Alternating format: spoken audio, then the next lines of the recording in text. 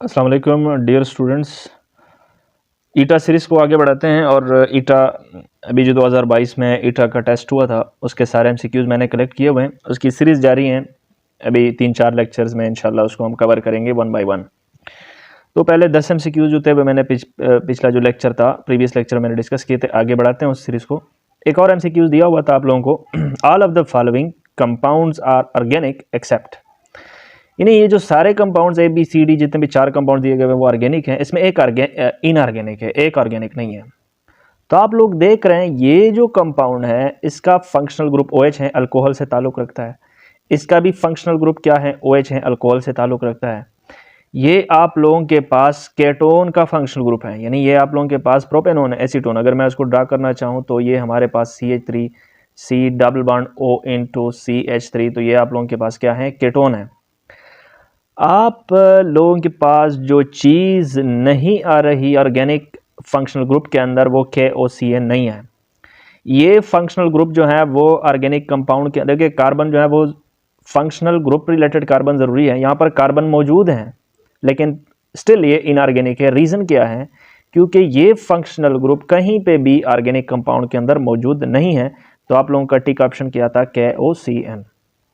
आगे बढ़ाते हैं, इसको आप लोग ज़रा देखें। ये जो MCQs था इसमें देखें, the isomer of a substance must have, देखिए जो आइसोमर होते हैं उनका same molecular formula but different structures होते हैं। तो सेम मॉलिक्यूलर मास, देखिए आइसोमर अगर मॉलिक्यूलर फार्मूला सेम हो तो उसका जाहिर सी बात है मॉलिक्यूलर मास जो है वो किससे निकलता है, मॉलिक्यूलर फार्मूला से निकलता है। तो आप लोगों के पास मॉलिक्यूलर फार्मूला अगर सेम हो तो मॉलिक्यूलर मास भी आप लोगों के पास क्या होगा, सेम होगा। तो ऑप्शन क्या था हमारे पास, इसका भी ए ऑप्शन था। आगे बढ़ाते हैं, ये MCQs दिया गया है। इसमें आप लोगों से पूछा था which of the following compound has highest boiling point, किसका बॉइलिंग पॉइंट जो है वो ज़्यादा है। तो मैं आप लोगों को बताऊं यहाँ, अच्छा तो इसमें पूछा हुआ है बॉइलिंग पॉइंट किसका ज़्यादा है, तो मैं आप लोगों को बताता चलूँ साइक्लोहेक्सेन, यानी इस कंपाउंड के अंदर साइक्लोहेक्सेन की अगर मैं स्ट्रक्चर ड्रा करने की कोशिश करूँ, ये देखिए ये साइक्लोहेक्सेन का स्ट्रक्चर है। तो इसके अंदर कितने कार्बन है, 6 कार्बन है। मैं आप लोगों को एक बात बता देता हूँ, अब कार्बन की तादाद जिसके अंदर ज़्यादा होगी उसकी मेल्टिंग एंड बॉइलिंग पॉइंट ज़्यादा होगी। साइक्लोपेंटेन, इसके अंदर कितने कार्बन है, 5 कार्बन है। साइक्लोब्यूटेन इसके अंदर साइक्लिक फॉर्म में है लेकिन कितने कार्बन है, 4 कार्बन है। और इसको अगर मैं, देखिए ये L है, स्पेल मिस्टेक। अब देखिए इसको मैं अगर देखूँ तो इसके अंदर कितने कार्बन है, 7 कार्बन है। तो मैं आप लोगों को एक बात बताऊँ, सरफेस एरिया जो है, surface area it is directly proportional to London dispersion forces.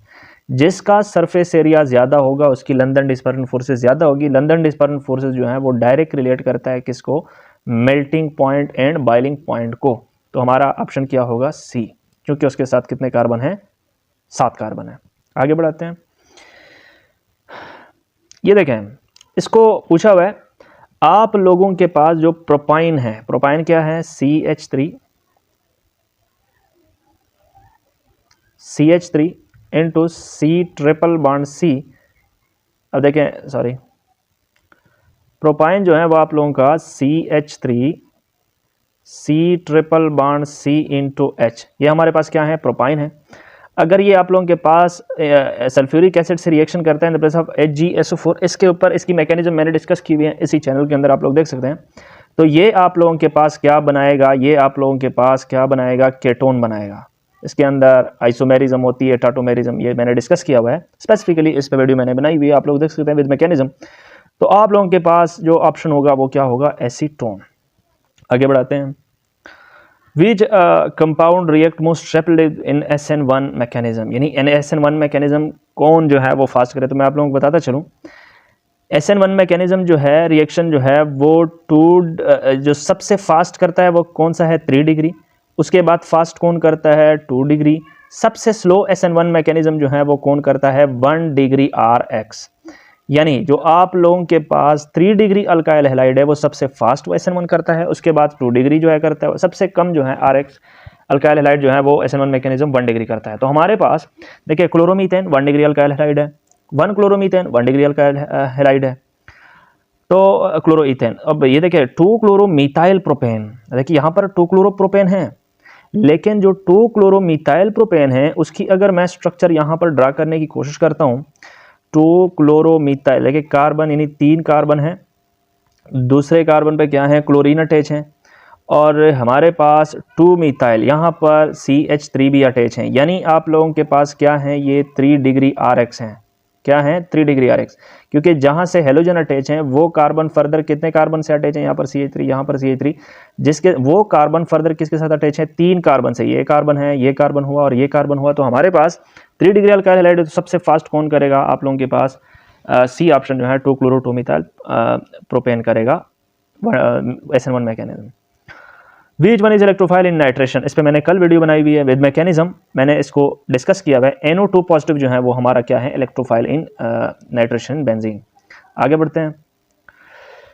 Which of the following alkyl has the highest boiling point, अब देखें, एक है नॉर्मल ब्यूटाइल आयोडाइड, एक है आइसोब्यूटाइल आयोडाइड, एक है आइसोप्रोपाइल ब्रोमाइड, एक है नॉर्मल प्रोपाइल। तो हमारे पास अभी मैंने कहा लंदन डिस्पर्जन फोर्सेस जो हैं वो डायरेक्टली प्रोपोर्शनल करता है सरफेस एरिया को। अब देखिए नॉर्मल ब्यूटाइल के पास 4 कार्बन हैं और 4 कार्बन जो हैं उसके साथ कौन अटैच हैं, आयोडीन अटैच है, और ये आप लोगों के पास किस चेन में अटैच है, स्ट्रेट चेन में अटैच है। स्ट्रेट चेन जो है वो ब्रांच से उसका सरफेस एरिया ज़्यादा होता है, स्ट्रेट चेन का ज़्यादा होता है, तो इसका सरफेस एरिया ज़्यादा है, तो हमारे पास surface area normal butyl iodide का ज़्यादा है। इट मीन्स कि हमारे पास जो मेल्टिंग एंड बॉइलिंग पॉइंट है वो किसका ज़्यादा होगा, नॉर्मल ब्यूटाइल आयोडाइड का। Which of the following will not affect the SN1 mechanism, SN1 mechanism को कौन इफेक्ट नहीं कर सकता। देखिए जाहिर सी बात है, कार्बन आयन बनता ही नहीं है, यानी SN1 के अंदर कोई भी ऐसा स्टेप नहीं है जहां पर कार्बन के ऊपर नेगेटिव चार्ज हो, तो कार्बन आयन नहीं बनता। तो हमारे पास कार्बन आयन जो है वो डी जो ऑप्शन है वो हमारा करेक्ट ऑप्शन है। आगे बढ़ते हैं। Which of the following compound is most acidic, most acidic जो है वो यहाँ पर क्या है, हमारा फिनोल है। क्या है, फिनोल है। फिनोल का अगर मैं स्ट्रक्चर ड्रा करूँ यहाँ पर, ये देखें आप लोगों के पास किसका स्ट्रक्चर है, डबल बॉन्ड, ये देखिए बेंजीन, और ऊपर क्या अटैच है, हमारे पास OH अटैच है। अब देखिए ये जो ऑक्सीजन है, अगर मैं इसको मतलब H+ अगर ये लॉस करे तो कुछ स्ट्रक्चर उसका U बन जाएगा। देखिए यहाँ पर ऑक्सीजन के ऊपर क्या चार्ज है, नेगेटिव चार्ज है, और H+ को उसने क्या कर लिया, लॉस कर लिया।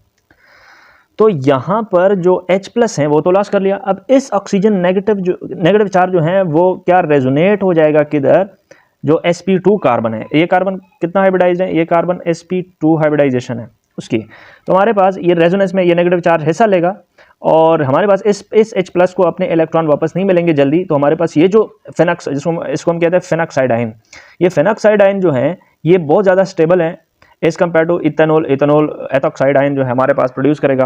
यानी हमारे पास जो हाइब्रिडाइजेशन के थ्रू अगर हम देखें तो फिनोल जो है उसके अंदर हाइब्रिडाइजेशन sp2 है, तो हमारे पास sp2 मोर जो है हमारे पास एसिडिक हाइब्रिडाइजेशन है as compare to sp3 water के अंदर, इसके अंदर भी sp3 और इसके अंदर भी sp3, तो ऑप्शन क्या है, फिनोल। आगे बढ़ते हैं। Which of the following ion form more stable complex, तो यहाँ पर स्ट्रेट फॉरवर्ड हमारा आंसर क्या होगा, copper+2।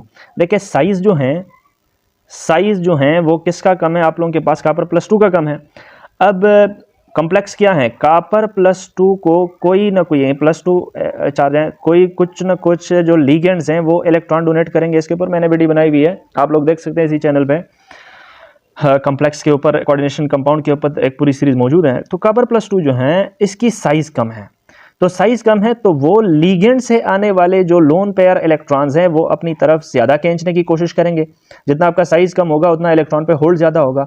तो इन जो copper+2 है उसकी साइज कम है, तो लिगेंड के साथ जो उसका बॉन्ड है वो बहुत क्या होगा, स्ट्रांग होगा। तो स्ट्रांग होगा तो हमारे पास कम्प्लेक्स भी क्या होगा, स्ट्रांग होगी। आई होप ये MCQs आप लोगों ने एंजॉय कर लिए होंगे। Thank you for watching.